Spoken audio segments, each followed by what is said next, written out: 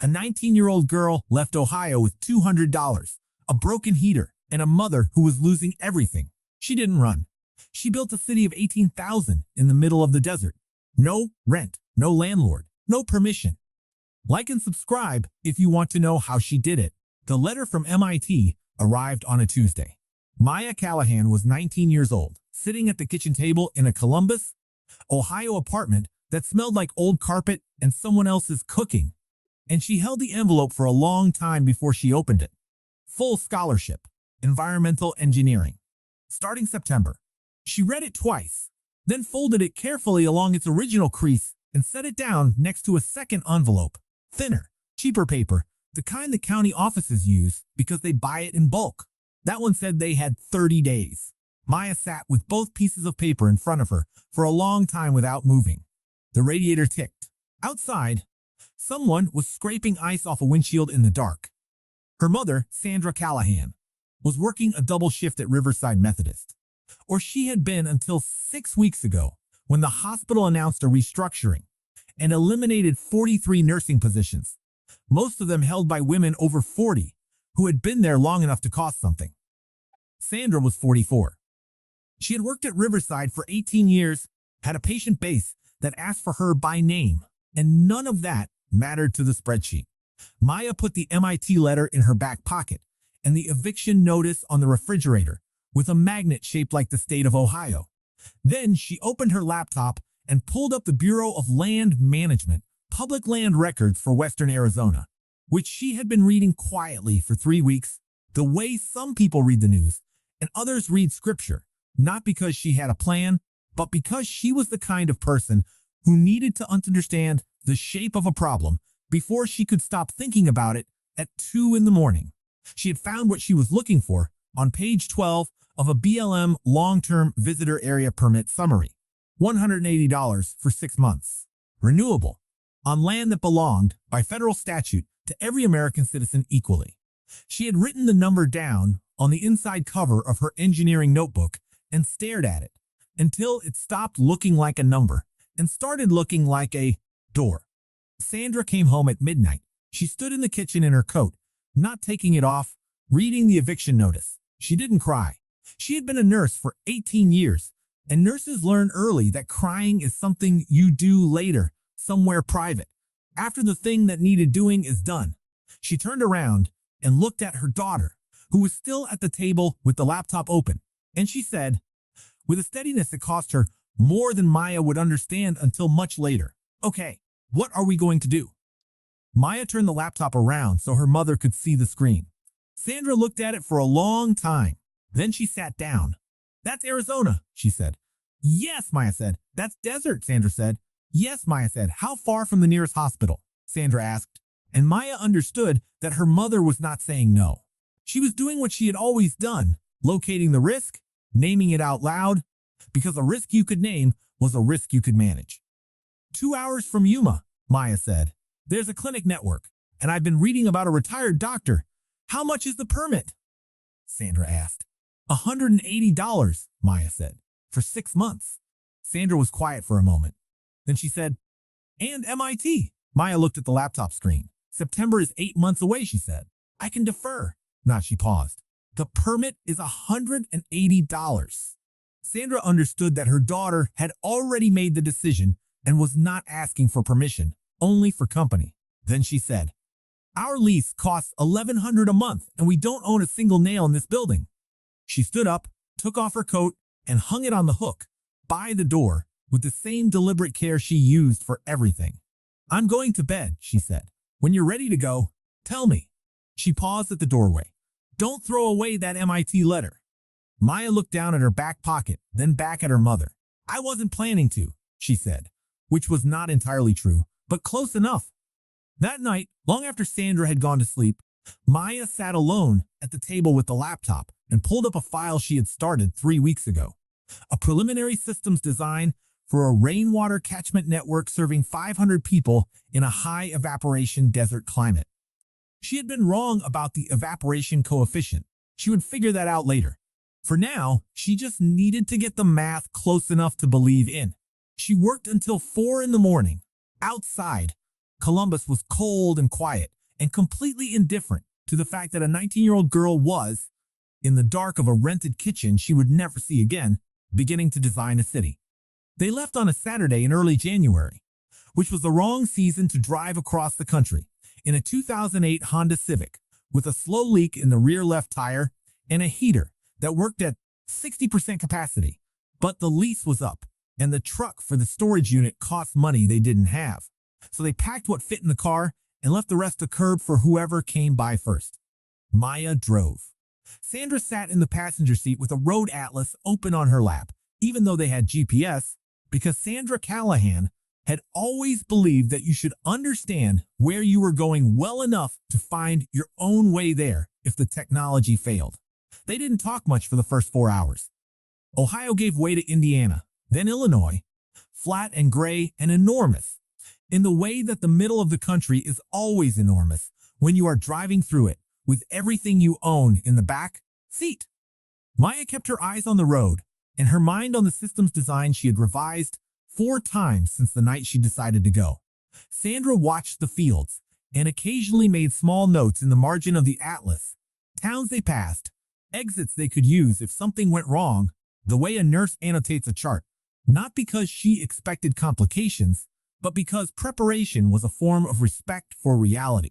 They stopped for gas in Springfield, Missouri, and Maya used the station bathroom to change out of her winter coat into a red cotton shirt that she'd owned since sophomore year of high school. Faded at the collar, soft from washing, the kind of shirt that fit like it had been made for her specifically. It was the warmest day they'd have for a while. By Amarillo, the sky had opened up into something neither of them had words for, a blue so wide and so specific to the high plains that it seemed to belong to a different atmosphere than the one they'd been breathing in Columbus. Sandra was quiet for a long time looking at it. Then she said, "I forgot the sky could be that color." Maya didn't respond, but something shifted in her chest. Something small and tight that had been sitting there since the night the eviction notice went on the refrigerator. They stopped for gas again outside Albuquerque, New Mexico, at a station off I-40 where the pumps were older than the car, and a hand-painted sign on the wall advertised, "Cold beer and good advice, one free, one ain't." Maya was checking the tire pressure when she heard someone working on an engine 2 bays over. The man was 71 years old. Though she didn't know that yet, she knew only that he moved with the particular economy of someone who had been fixing things by hand for a very long time, and no longer needed to think about the individual steps. His name was Earl Denton. He had served 22 years in the United States Navy as an electrical systems specialist, had retired to Albuquerque to be near his daughter. And when his daughter moved to Portland for work, he had loaded a truck with tools and driven west because there was nothing left in Albuquerque that required his presence. He looked up and saw Maya in her red shirt checking the tire gauge with the focused expression of someone who was not checking a tire but solving a problem. And he said, without introduction, "That rear driver's side has been slow leaking since before you left whatever state you came from. You've been compensating by slightly oversteering left. It'll hold the flagstaff if you keep it under 70. Maya looked at him. "Ohio," she said. "Long way," he said. He went back to the engine. She watched him for a moment. "Where are you headed?" she asked. He didn't look up. "Same place everybody with sense is headed," he said. "Away from what's broken and toward what might work."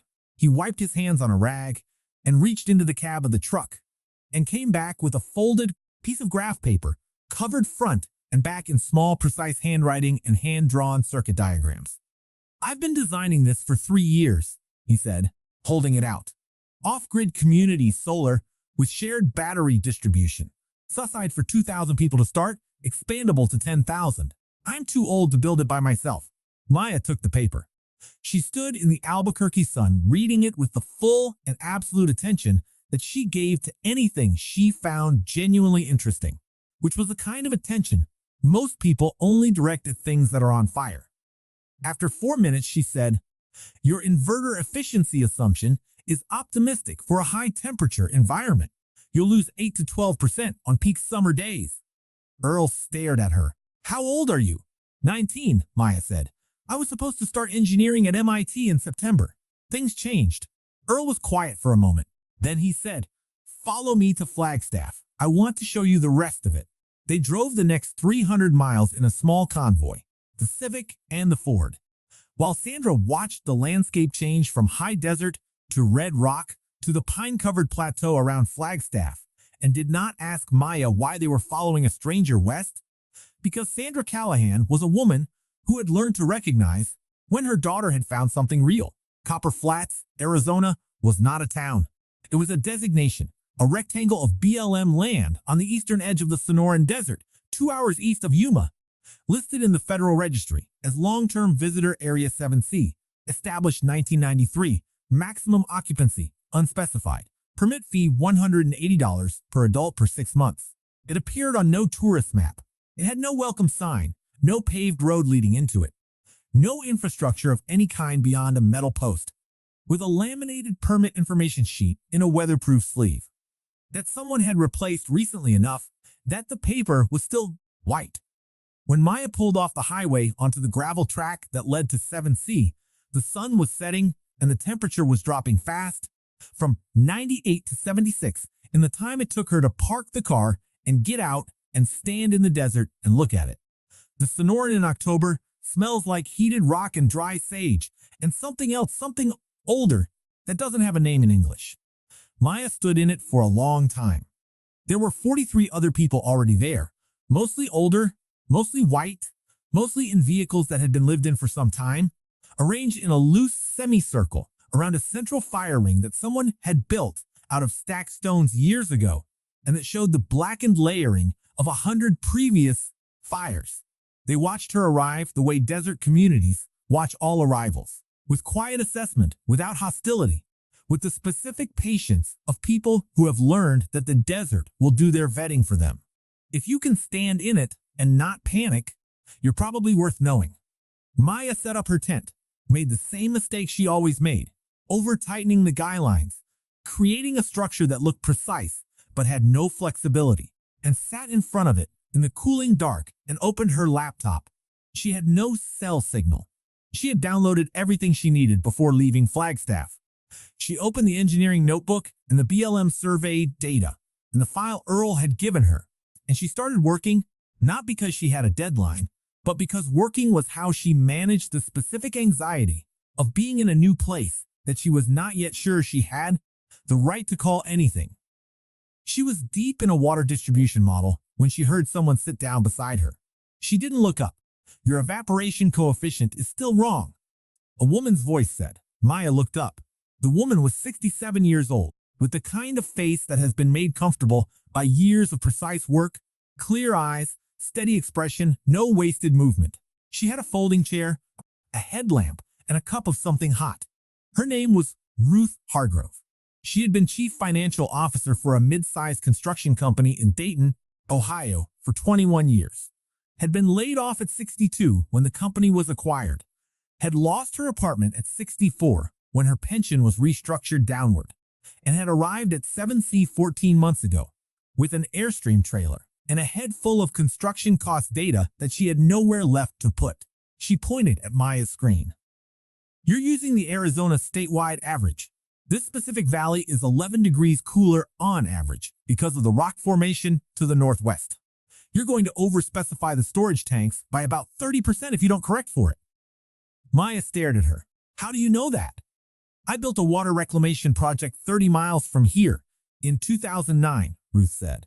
"I have the survey data on my laptop. I can send it to you tonight if you give me your email."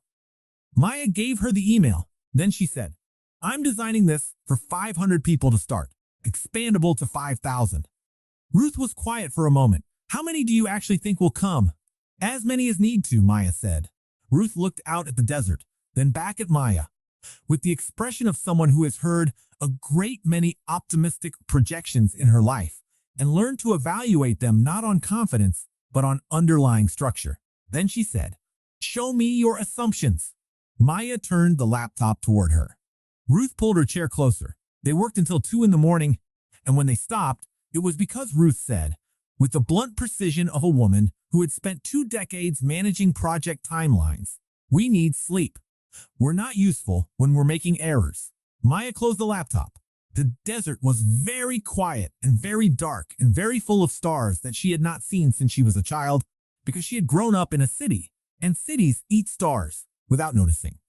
She lay on top of her sleeping bag and looked at them and felt, for the first time since the eviction notice went on the refrigerator, that she was in the right place. Not comfortable, not safe in any conventional sense, but right. The way a calculation feels right, when all the variables resolve cleanly, and the answer is exactly as large as it needs to be and no larger. By March, there were 200 people at Copper Flats, and the first thing they learned about each other was not their names or their histories, but what they could do. This was not a choice, it was a consequence of circumstance, because when the water tank needed a second inlet valve, and there were only 3 people in the community who had ever worked with PVC pipe fittings, those 3 people became immediately more important than any credential or story they carried. The hierarchy that formed was not one of status, but of function, and it formed so naturally and so quickly that nobody remarked on it, in the same way that people in a lifeboat don't remark on the fact that the person who knows how to row is the one doing the rowing. Maya ran the technical systems, water and power, which were the same problem from different angles, because both were about capturing something free and abundant and making it available in the form people could actually use. She worked 18-hour days and slept in 4-hour intervals and consumed coffee and engineering manuals with equal intensity. Earl Denton ran the electrical infrastructure, which he had been designing in his head for 3 years and which he now began building with the focused joy of a man who has finally been handed the materials to match the blueprint. He worked without speaking much, but when he spoke, it was always specific and always correct, and the 7 people he had recruited to assist him, 2 of them former Navy electricians, 1 a retired industrial maintenance tech from a Caterpillar plant in Peoria, moved around him with the synchronized economy of a well-rehearsed crew. Ruth Hargrove ran the money, which at this stage was not money but the accounting of resources. Who had what was needed, what could be traded for what needed to be purchased from outside, and where the cheapest reliable source was. She maintained a spreadsheet of such elegant complexity that Maya, who was not easily impressed by other people's systems, had looked at it once and said nothing for 30 seconds, and then said, "You should teach this." Ruth had replied, "I am teaching it. I'm teaching it to you right now by having you look at it." The 4th anchor of the community's early structure was Dr. James Okafor, who was 58 years old and had practiced internal medicine in Tucson for 19 years before the hospital that employed him manufactured a compliance violation against him in order to terminate him without severance. He drove into Copper Flats with a car loaded with medical supplies, set up a folding table under a canopy, and announced in a voice calibrated to carry across a busy emergency department that he was available for consultations between 7 and noon and would handle anything he was legally permitted to handle. Sandra Callahan found him on his 3rd day there. She had been coughing since New Mexico, a dry, persistent cough that she had told Maya was the desert air because Maya had enough to carry. And Sandra Callahan had spent 18 years as a nurse and knew precisely what the cough was and precisely why she had not been treating it. Dr. Okafor identified it in 4 minutes and said nothing about the fact that she already knew because he was a doctor and understood that knowing and being able to act are 2 entirely different conditions. The medication had been unaffordable for 8 months. He sourced it through a network of retired pharmacists he had cultivated over 20 years of practice. Sandra began improving within 2 weeks. She did not make a large event of this. She thanked Dr. Okafor with a directness that he recognized as a nurse's gratitude, specific, unsentimental, real, and then she began working in his clinic every morning because a body that was getting better needed something to do, and Sandra Callahan had never in her adult life stayed still when there was work that needed doing. Maya watched her mother recover with a feeling she could not fully name, something between relief and grief, because the improvement made visible how bad it had been, the way a wound only looks serious once it starts to heal. She did not say any of this to Sandra. She said, "Your color is better." Sandra said, "Earl needs help with the conduit run on the East Array. I told him you'd be there at 7. Maya was there at 7. The notice arrived in the second year, when Copper Flats had grown to 800 people and had begun to look, unmistakably, like something more than a campsite. There was a community kitchen serving 2 hot meals a day. There were raised garden beds along the south-facing slope producing tomatoes and squash and peppers with a reliability that still surprised the people who tended them, though it shouldn't have, because the soil amendment protocol that Ruth had sourced from a retired agronomist in Flagstaff was methodically correct. There was a school in a converted school bus, 3 former public school teachers, 29 children, a curriculum that included standard subjects and, increasingly, applied systems maintenance, because the children of Copper Flats grew up around infrastructure and wanted to understand it. And there was, above all, the power grid, Earl's 2-megawatt solar installation, running clean and silent on 3 acres of level desert, wired by people who had once powered warships and forward operating bases, maintained now by a rotation of trained residents and overseen with particular devotion by a 16-year-old girl named Kira Moss, who had taught herself inverter diagnostics from downloaded manuals, and who could identify a fault condition by the sound the system made at dawn. The notice came by certified mail to the BLM field office in Yuma, which forwarded a copy to the community's shared P.O. box in a town 30 miles east. Ruth opened it. She read it twice, then carried it to Maya's workspace, a plywood desk under a canopy on the north side of the central square, and set it down without comment. Maya read it. Arid Capital Group, LLC, incorporated in Delaware, headquartered in Phoenix, had filed a mineral extraction permit application for the subsurface rights of a land parcel that included, in its northeast corner, the precise coordinates of Copper Flats. The application cited the General Mining Act of 1872, under which private parties may file for extraction rights on federal public land. The permit, if granted, would authorize surface disturbance and require the relocation of any existing occupants within 90 days. Maya sat with the document for a long time. Then she opened her laptop and pulled up a file she had not looked at in almost a year, the Excel file that Sandra had been building for 3 years in Columbus, the one labeled Math That Doesn't Add Up, which recorded every rent increase, every denied raise. Every month, Sandra had cut a meal to make the numbers work. Maya had been carrying it on her USB drive since the day she found it, not because she had a use for it, but because it felt like evidence of something she hadn't yet been able to fully name. She opened it now and began reading the company names in the rental history column. 3 of them appeared in the corporate filings associated with Arid Capital Group, not the same company, subsidiaries, shell structures, the layered paper architecture of an entity that does not want to be traced. But the pattern was there, clean and readable, the way a fault line is readable in geological strata once you know what you're looking for. Maya closed the laptop. She walked to the clinic and found Sandra re-sterilizing instruments with a methodical calm that characterized everything she did, and she said, "Mom, I need to show you something." Sandra looked up. "Is it the notice? You knew?" "Ruth told me an hour ago. I've been thinking about it." Maya sat down on the clinic step. "The file you made, the Excel, the rent history." Sandra was quiet. "I recognize 2 of the company names," she said finally. "When I was making the spreadsheet, I didn't know what to do with it, so I just kept adding data."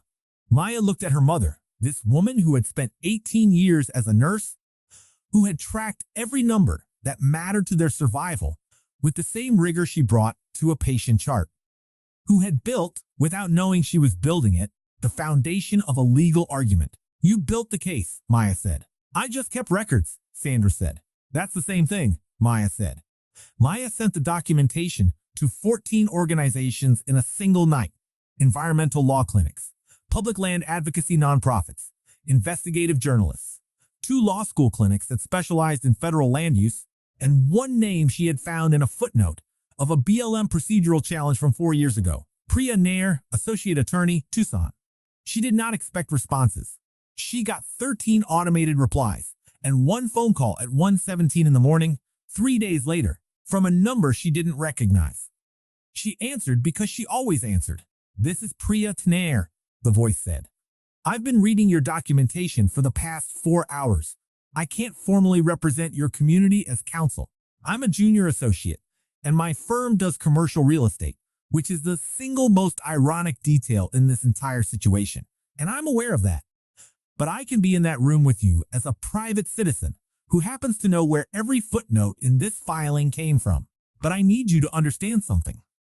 The mining application they filed has a procedural weakness that Arid Capital's attorneys apparently didn't expect anyone to catch because it involves a cross-reference between two BLM subsection regulations that were updated in 2019 and don't appear in the standard filing template anymore. If you file a formal objection citing those specific subsections before the comment period closes in 19 days, the application goes back to environmental review, which adds a minimum of 14 months to their timeline. That's enough time to build a case. Maya was sitting on the ground outside her tent in the dark, knees pulled up, listening with the total stillness she brought to anything that mattered. "Can you teach me how to file it?" she said. "I called to ask if you wanted me to," Priya said. "That's not the same as asking if I can." "Yes, it is," Maya said. "If you're calling at 1 in the morning, you already decided." There was a pause. Then Priya said, "I'll send you a document template in the next 20 minutes. I'll annotate every section. You're going to need to read the two subsections I mentioned and understand them well enough to argue them in front of a panel." "How fast can you read regulatory text?" "Faster than you'd expect," Maya said. The hearing was held in Phoenix on a Wednesday in February. Maya drove herself. She had long ago stopped pretending that appearances changed what was true. She sat in the BLM field office hearing room across the table from 7 panel members, 3 attorneys from Arid Capital's legal team, and a court reporter. And she was 20 years old, and she had no legal representation, and she had been awake for 22 hours, and she began speaking. She did not use notes. She had read the documents until she no longer needed to. She spoke for 12 minutes in the precise, unhedged language of someone who has reduced a problem to its structural components and is simply describing what she sees. She cited page numbers. She cited regulation numbers. She cited the specific 2019 amendment that Priya had flagged, and she explained, slowly, clearly, in the voice she had developed through 2 years of building systems by hand and sharpened by 2 years of explaining those systems to non-technical people in the desert, exactly why the application was procedurally invalid. Halfway through her presentation, Commissioner Dale Walsh, 61 years old, former civil engineer with the Army Corps, raised his hand. "Miss Callahan," he said, "the groundwater data you referenced, the 1987 Geological Survey, that survey was filed in BLM's internal archive. It was never publicly indexed." Maya looked at him. "It's on page 847 of the Consolidated Sonoran Subsurface Assessment," she said. "I found it because I was looking for it." The room was quiet. Walsh looked at the other panel members. "I'd like to request a 30-minute recess," he said. They came back in 25 minutes. The hearing was rescheduled for further review. Arid Capital's attorneys left without speaking to anyone. Maya drove home through the desert in the dark, with the windows down and the radio off, feeling the night aura move through the car. And she thought about Priya Nair calling at 1 in the morning and Earl Denton handing her a diagram at a gas station in New Mexico, and Ruth Hargrove correcting her evaporation coefficient in the desert dark. And she thought about the way that help arrives, not from institutions, but from individuals who are tired of watching the wrong thing win. And she felt not triumphant, not yet, but something quieter and more durable than triumph. She felt like the math was starting to add up. In the 3rd year, a video appeared online. It was 90 seconds long, shot on a phone by a 12-year-old boy named Theo Garland, who had been at Copper Flats since he was 9, and who had recently become interested in documentation as a form of art. The video showed the school bus, painted now in pale yellow and green by the children who used it, its windows open to the morning air, and the sound of a teacher's voice reading from a book, and 3 children doing math at plywood desks. And outside the window, the desert going on forever in every direction, flat and clean and absolutely indifferent to the concept of a school district. Theo had posted it without caption. In 48 hours, it had been viewed 2 million times. Most of the comments were the kind that cluster around anything that looks like an alternative equal parts awe and suspicion, and something that reads, if you look at it long enough, like a very specific kind of hunger. Among the people who watched it was Marcus Webb, 34 years old, who had spent 6 years covering conflicts in Syria, Yemen, and the Eastern DRC for a wire service that had been acquired by a private equity firm in 2023 and shut down 4 months later, when the new owners determined that international conflict reporting was insufficiently monetizable. He had been living in Flagstaff, doing occasional freelance work, spending a lot of time driving into the desert and back, because it was the only thing that made the persistent low-level dread in his chest go quiet. He drove to Copper Flats on a Tuesday, planning to stay 2 days, intending to write something that would explain what this actually was, which he assumed, from a professional habit he had not yet fully examined, would involve exposing the gap between the image and the reality. He stayed 3 weeks. What he found was not squalor concealed beneath idealism, but something more complicated and more interesting. A community in the process of becoming itself, with all the friction and improvisation and occasional spectacular failure that entailed. He found Earl Denton, who at 73 still ran the power grid with the precision of a man who understood that electricity doesn't respect sentiment. He found Ruth Hargrove's financial ledger, which showed, with the same dispassion she brought to everything, that the per capita cost of living at Copper Flats was $312 a month, including food, infrastructure maintenance, and the BLM permit fee. He found Sandra Callahan teaching a first aid certification course to 11 adults in the open air. He found Maya on a Thursday afternoon lying flat on her back under a solar inverter, with a voltmeter and a focused expression and a streak of grease along her jaw. And when he crouched down and introduced himself, she said, without looking up, "You've got about 4 minutes before I need both hands. Ask whatever you're going to ask." He asked her why she had come here. She was quiet for a moment, adjusting something inside the unit. Then she said, "My mom made a spreadsheet for 3 years that proved the math of surviving in a normal American city doesn't work anymore. I came here to test whether a different math was possible." She emerged from under the inverter, wiped her hands on her jeans, and looked at him with the direct, evaluating gaze she used on any new variable in a system. "Is it working?" he asked. "Ask me in another 3 years," she said. "But the numbers are better than they've ever been." Marcus wrote the piece. It was 4,000 words, careful and specific, and it named the things it saw without flinching from the things that were hard, the dust, the heat, the arguments. The 2 families who had arrived in January and left in March because the desert asked more of them than they had available to give. His editor called it too sympathetic to be journalism and declined to run it. His other 2 contacts said similar things in different language. He sat with the rejection for 2 days. Then he posted the entire piece on a Substack account he had created and never used, and sent the link to 3 people. A former editor in New York who had always believed in his work, a journalist in Phoenix who covered the housing crisis, and Theo Garland's mother, who shared it on the same platform where her son's video had found 2 million people. In 72 hours, 400,000 readers, emotional people, 12,000 subscribers, 847 emails, most of them containing some version of the same question, "How do I get there?" He forwarded every email to the Copper Flats P.O. box with a single line of his own, "I can't answer these." But you can. In the 4th year, Copper Flats had 4,000 residents, and the thing that nearly broke it was not arid capital, or a federal regulation, or a drought, but a Tuesday evening town meeting in which a man named Craig Holt stood up and proposed that the community incorporate as a municipality. Holt was 45 years old, a former real estate developer from Scottsdale who had lost everything in the 2023 credit contraction and arrived at Copper Flats 8 months earlier with the restless need to optimize that had made him successful once and would, if unchecked, make him dangerous here. His proposal was not unreasonable on its face.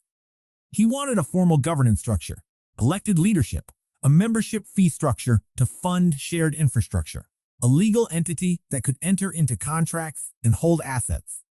He spoke for 20 minutes with the polished fluency of someone who had pitched investors 100 times and knew how to make a structural argument sound like common sense. Maya sat in the third row and listened to the whole thing without interrupting, which was something she had learned to do in the 2 years since she had stopped being 19 and started being someone who had built something real and knew what it cost. When Holt finished, she stood up. She did not raise her voice. She said, "The moment we create a mechanism by which one person can charge another person for the right to exist here, we will have rebuilt the exact thing that every one of us drove 1,000 miles to escape. That mechanism will start small. It will seem reasonable. It will be defended with spreadsheets. And in 8 years, someone will be sitting in a county office somewhere processing the paperwork for our first eviction." The room was very quiet. Holt said, "That's not what I proposed." "Not yet." She sat down. The vote ran for 3 days because Copper Flats did not have a formal voting mechanism and had to invent one in real time, which was itself a demonstration of the problem Holt had been trying to solve. 2,100 residents voted against incorporation. 1,700 voted for it. The margin was real, but not comfortable, and the 1,400 people who had been on the margin before the vote and landed on the no side did so, Maya knew. Not because they were fully convinced, but because they were tired. And in a community of tired people, the status quo wins by default. Earl Denton had his small stroke 6 weeks after the vote. He was found by Kira Moss at dawn, sitting beside the main inverter panel looking confused, and she walked him to the clinic with a steadiness that belied her 16 years, talking to him in a calm and practical voice about the power output from the previous day, giving him something technical to hold on to while his brain recalibrated. Sandra stabilized him within the hour. Dr. Okafor confirmed the diagnosis that afternoon. Earl was going to be fine.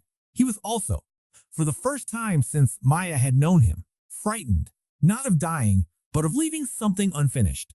He lay in the clinic cot with the particular stillness of a man who has always expressed care through action and is temporarily unable to act, and he told Maya, in a voice that was quieter than she had ever heard it, everything he had not yet written down. She sat beside him from 7 in the evening until 4 in the morning, her engineering notebook open on her knee, writing without pause. The following morning, she called a meeting of 12 people she had selected over the previous weeks based on a single criterion. They asked good questions and didn't need to be the one who answered them. She taught them what Earl had told her. They would teach 12 more. The grief in the room was quiet and functional, which was the only kind of grief that a community in the middle of being built could afford. In the 6th year, 7 other communities called themselves Ironwood, a name that had started as graffiti on the gate post at Copper Flats and spread without copyright or permission, because when something is true, it doesn't need to ask before being repeated. There was an Ironwood in the Nevada high desert outside of Tonopah, built by a coalition of former casino workers and retired miners who had learned water reclamation from a PDF that Maya had posted publicly 3 years earlier. There was an Ironwood in the Chihuahuan Desert of New Mexico, started by a 22-year-old Army veteran named Delilah Orozco, who had emailed Maya once to say she was doing it and once more to say it was working, and never again because she was busy. There was an Ironwood in the eastern Mojave and one in the Utah Plateau and one outside of El Paso, and each of them was slightly different because the land was different, and the people were different, and the problems were different, but all of them ran on solar power and captured their own water and charged no rent to any human being for the right to exist inside them. When the letter arrived from the House Subcommittee on Federal Land Use inviting Maya Callahan to testify in Washington, she read it in the same kitchen where she had read the MIT letter and the eviction notice, except that the kitchen was now a weathered plywood structure with a corrugated metal roof and a window that looked out over 3 acres of solar panels and a vegetable garden that had, in 5 years, moved from survival to abundance. She was 25 years old. She had not left the Sonoran Desert in 4 years, except for the drive to the BLM hearing in Phoenix. She looked at the letter for a long time. Then she took it to Sandra, who was in the garden doing what she did every morning, moving slowly between the rows with the deliberate attention that good gardeners share with good nurses, checking everything, missing nothing. Sandra read the letter. She handed it back. Go, she said. I'll have Earl's people check the inverters while you're gone. Earl's been gone for 2 years, Maya said. Sandra looked at her steadily. Earl's people are still here, she said. The hearing room in Washington was very cold and very large and smelled like carpet cleaner and institutional coffee, and the 23 committee members looked at Maya with expressions ranging from genuine curiosity to performative skepticism to the specific glazed quality of people who have sat in hearing rooms for too long and have stopped being able to distinguish between things that matter and things that don't. Maya sat at the witness table and waited for the room to settle, and then she said, into the microphone, in the voice she had developed in 6 years of explaining systems to people who were new to them. Members of the subcommittee, thank you for the invitation. I want to begin by clarifying something, because I think there may be a misunderstanding about why I'm here. We did not break the system. We did not challenge the system. We did not protest the system or attempt to reform the system. We simply stopped needing it. I'm here today because that apparently requires an explanation. The room was quiet in a way that rooms are not usually quiet. Someone coughed. Maya continued. She spoke for 28 minutes, which was 7 minutes over her allotted time, and nobody interrupted her to say so. She used numbers the way she always used them, as a language, clean and specific and unsentimental. The language in which reality, when you ask it a direct question, answers directly back. 3 weeks after she returned to Copper Flats, a package arrived at the P.O. box addressed to Sandra Callahan. Inside was an academic journal, the Journal of Environmental Economics and Policy, and a paper titled Informal Resource Sharing Infrastructure as a Response to Housing Cost Instability, Evidence from Long-Term BLM Occupancy Communities. The listed authors were Dr. Catherine Reyes, Professor of Economics, University of Arizona, and Sandra M. Callahan, Community Health Practitioner, Copper Flats, Arizona. Sandra was in the garden when Maya brought it to her. She opened the package, looked at the cover, looked at her name in print, and was quiet for a long moment. Then she said, I need to finish watering the peppers. Maya stood in the garden, holding the journal, while her mother moved down the rows with her watering can, and she felt the specific and complicated love of a child, watching a parent be recognized for something they had done quietly and alone, and without expectation of acknowledgement, and she did not say anything, because Sandra Callahan had always understood love as a thing expressed through presence rather than language, and so had her daughter. On an October morning in the 10th year, Maya Callahan was 29 years old, and Copper Flats had 18,000 residents and a hand-painted sign at the main entrance that said only one word, in letters that had been repainted by someone new every year since the 3rd year. Home. The temperature had dropped overnight from 94 to 71, the specific overnight fall that marks the beginning of the good season in the Sonoran, the season when the desert becomes something that people who have lived only in cities cannot quite believe is the same landscape that tries to kill you in July. Maya was walking the perimeter of the Eastern Solar Array at 6 in the morning when she was joined by a girl named June, who was 8 years old and had been born at Copper Flats and had never lived anywhere else, and whose entire frame of reference for how human beings organize their lives had been formed by this community, these people, this particular arrangement of solar panels and water tanks and plywood kitchens and salvaged container homes in the Sonoran Desert. June walked beside her, with the comfortable ease of a child who has never been told she is not welcome somewhere, which is a kind of confidence that has nothing to do with personality and everything to do with the place that shaped it. They walked in silence for a little while, watching the panels come online as the angle of the morning light reached the threshold. Then June said, Maya, before Ironwood, where did people live? Maya looked at the horizon. The question was simple. The answer was not. She thought about how to explain rent to a child for whom the entire premise was as structurally foreign as paying to breathe the air. She thought about the word eviction and what it would mean to someone who had never seen a person's belongings on a sidewalk. She thought about the file on her USB drive, labeled in her mother's handwriting, and about the gas station in Albuquerque, and the stars over the desert on the first night, and the way Ruth Hargrove had said, "Show me your assumptions," and meant it as an act of care. "They lived in buildings owned by other people," Maya said, finally, "and they paid every month for the right to stay." June thought about this. What happened if they couldn't pay? "They had to leave," Maya said. June was quiet for a long time. "Where did they go?" "Some of them came here," Maya said. June nodded slowly, with the gravitas of a child who is processing something she has not yet found the category for. They walked the rest of the perimeter without speaking. The panels were fully online. The morning was clear, and the sky was the same specific color that Sandra had noticed from the car window on the road through Texas. The blue that belongs only to the West, and that you can only really see when there's no city left to eat it. That evening, Maya was in her container, the same one she'd had since year 2, insulated properly now, its walls covered in engineering diagrams and 4 photos. Sandra in the garden, Earl at the inverter panel, Ruth at her desk, Priya at the BLM, hearing shaking Maya's hand with the particular expression of a person who bet on something improbable and watched it come in. She was sorting through a box of old things, the kind of sorting that happens when a space has been lived in long enough to accumulate the sediment of a life, and she found it at the bottom of the box, inside a fold of the flannel shirt she'd been wearing on the drive out of Columbus. The MIT letter. She had thought she'd lost it.